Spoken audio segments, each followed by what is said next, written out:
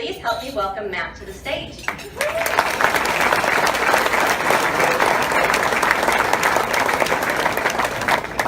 Oh, basketball came calling. Basketball came calling about 3 weeks ago. So 3 weeks ago, today actually, I was celebrating my 39th birthday by fasting in preparation for my first ever surgery. I dislocated my kneecap playing, of all things, basketball. So these last few weeks have been kind of a time of reflection, which I think ties into this morning very, very well. Because I've had the, one of the good things about this injury, one of the few good things about this injury so far, is the fact that I did do it playing basketball. And basketball has played a tremendous role throughout my entire life. I've had tremendous passion. So I am actually very grateful and very thankful for the fact that I had this injury doing what I love doing. It wasn't trying to learn how to ski.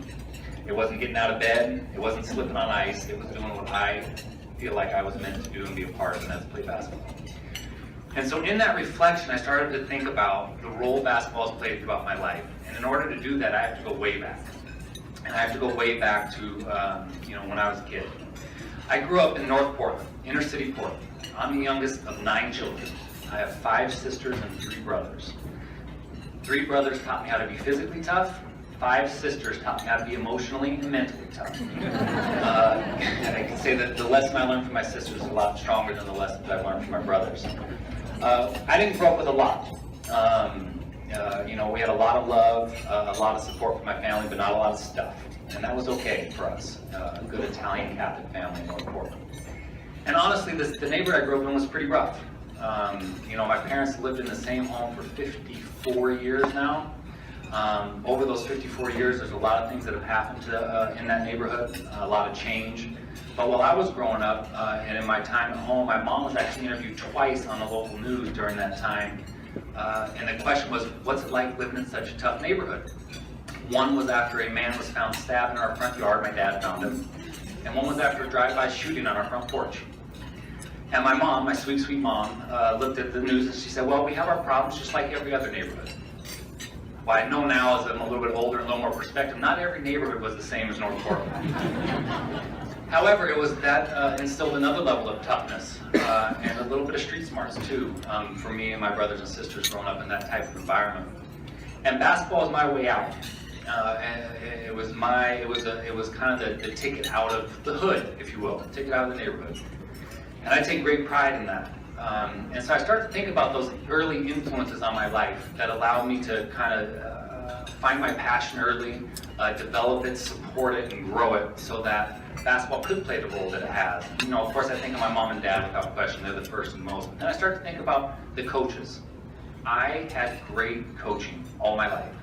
Not just from a basketball perspective, even though that is definitely one of them, but from a character development, educational standpoint, mentorship, leadership.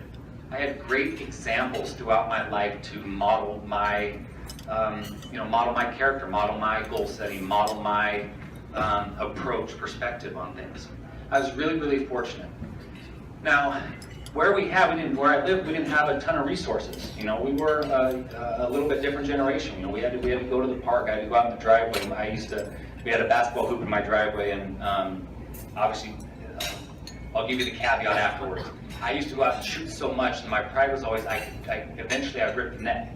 And so my dad would go up, and he'd take the net down, and he'd hang it on a nail in the garage, and he'd put up a new net. And I would go out and shoot, and I'd rip the net, and my dad would go out and take off the net and put up the new net.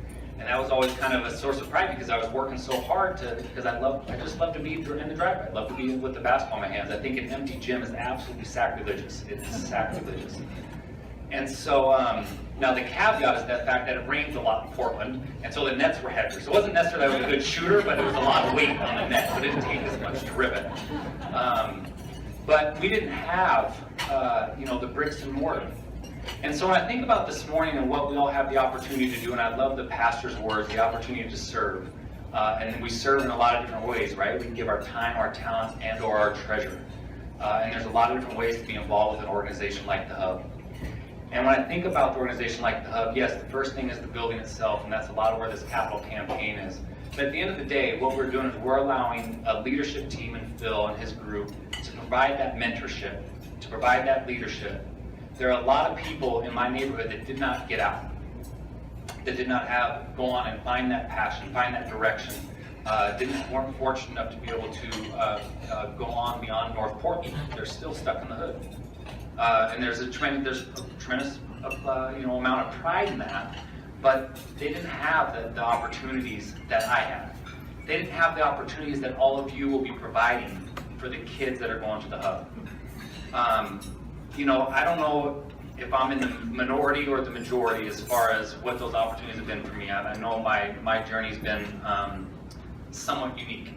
But for the majority of these kids, they need that, the human side. They need those relationships. They need that opportunity. The hub allows us to do that, provide that inside our community. And I think that part is huge, because I just think of, had I not had those people in my life growing up, I wouldn't be able to have the opportunity to have. I wouldn't have gone on to play basketball in high school. I would not have had the opportunity to come to Gonzaga, experience the success that we had here locally, and then eventually go on to get paid to play ball. And then eventually turn 39 and blow my knee out. But that's beside the point. So I think it's really that opportunity that we have here this morning to provide that outlet for those kids that otherwise wouldn't have it. I think that's where our calling here today is so important. And you have to know that return on investment, right? It be time, talent, or treasure. That return on investment is huge. The impact that Phil and his team are making at the hub, the idea that just the facility itself and what it provides to the community, all these things are huge. So out of the Hoopfest office, we also run Spokane AAU. So we're actually a big customer of the hub. We rent it out every Saturday starting here in a few weeks, about a month, for tournaments and league play for basketball, 4th through 8th grade boys and girls. So we're a big customer. So we understand the need in our area, our region, for facilities like the hub, because believe me, that we don't have enough of them, and they are expensive to run. I mean, basketball especially, it's a lot of square footage, it's a lot of empty space. And so I know these things are very, very expensive to maintain, and the hub is the best facility we have in our region, without question. It's the highest quality facility we have in our region. So again, I guess to end, be grateful. I'm grateful for the fact that I played basketball and had the opportunity to play basketball. I'm grateful for the fact that I made it 39 years without a major injury. I told my doctor that if I'm not running as fast and jumping as high in 6 months from now, I'm suing him for malpractice. So I plan to be back at 100%. And I plan to keep playing, because I think the game of basketball and what it does for the youth, what it does for the community, and what it does for people that are passionate about it, the benefits outweigh the risk without question, hands down. So again, thank you for coming out this morning. Thanks for dealing with me. I'm kind of still on meds, so whatever I said didn't really make sense. Oh well. But really appreciate the opportunity to come out and speak to you all this morning. Again, what the hub is doing, bricks and mortar is one piece. It's obviously an important piece, but you're also investing in the team with Phil and his group that put on these programs that impact the youth. And they're doing it. It's where the rubber meets the road. They're doing it day in and day out, and we have the opportunity to help facilitate that and sustain it into the future. Thank you.